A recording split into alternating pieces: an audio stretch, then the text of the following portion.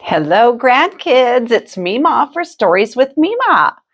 I have a book called Fredrick by Leo Leoni.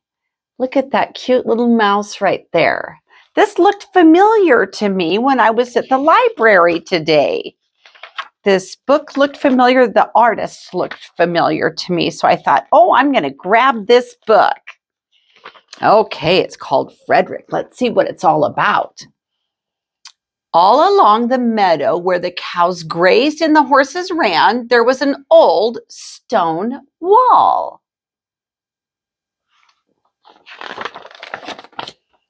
In that wall, not far from the barn and the granary, a chatty family of field mice had their home.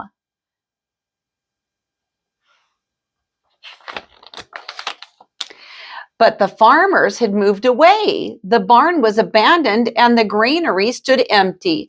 And since winter was not far off, the little mice began to gather corn and nuts and wheat and straw.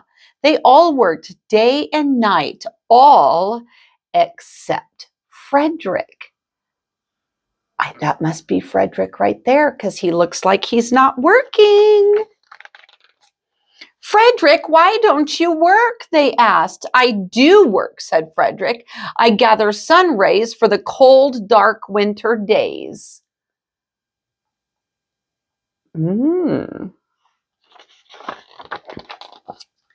And when they saw Fredrick sitting there staring at the meadow, they said, And now, Fredrick?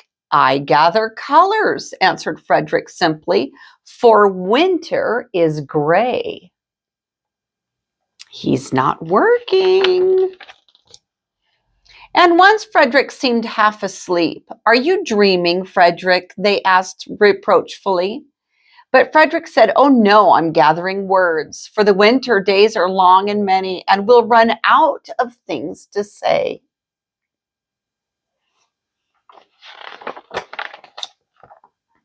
The winter days came, and when the first snow fell, the 5 little field mice took to their hideout in the stones.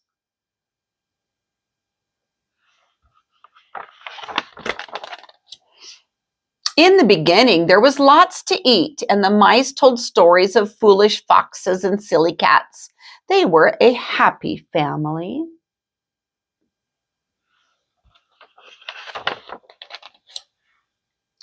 But little by little, they had nibbled up most of the nuts and berries. The straw was gone, and the corn was only a memory. It was cold in the wall, and no one felt like chatting. Uh-oh, they're running out of food. Then they remembered what Fredrick had said about sun rays and colors and words. What about your supplies, Fredrick? They asked. What about your sun rays and your words? Close your eyes, said Fredrick as he climbed on a big stone. Now I send you the rays of the sun. Do you feel how their golden glow? And as Fredrick spoke of the sun, the 4 little mice began to feel warmer. Was it Fredrick's voice? Was it magic?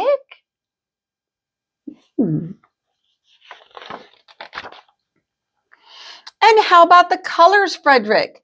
They asked anxiously. Close your eyes again, Fredrick said.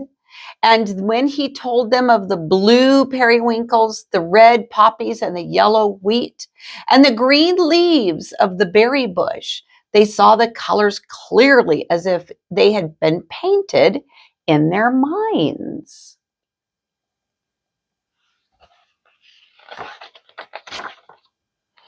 And the words, Fredrick. Fredrick cleared his throat, waited a moment, and then, as if from a stage, he said, Who scatters snowflakes? Who melts the ice? Who spoils the weather? Who makes it nice? Who grows the 4-leafed clovers in June? Who dims the daylight? Who lights the moon? 4 little field mice who live in the sky.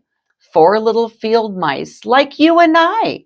One is the spring mouse who turns on the showers. Then comes the summer Who paints in the flowers? The fall mouse is next with walnuts and wheat, and winter is last with little cold feet.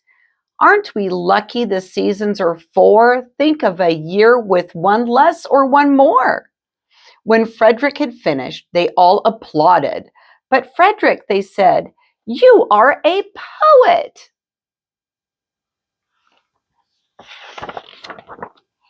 Fredrick blushed, took a bow, and said shyly, I know it. Ah, so sometimes in this world, we have all kinds of people that do different things. The four mice were gathering food while he was being very clever and very creative and artistic. All right, grandkids, Mema loves you very much. I love you, a bushel and a peck, a bushel and a peck, and a hug around the neck. I'll read you later.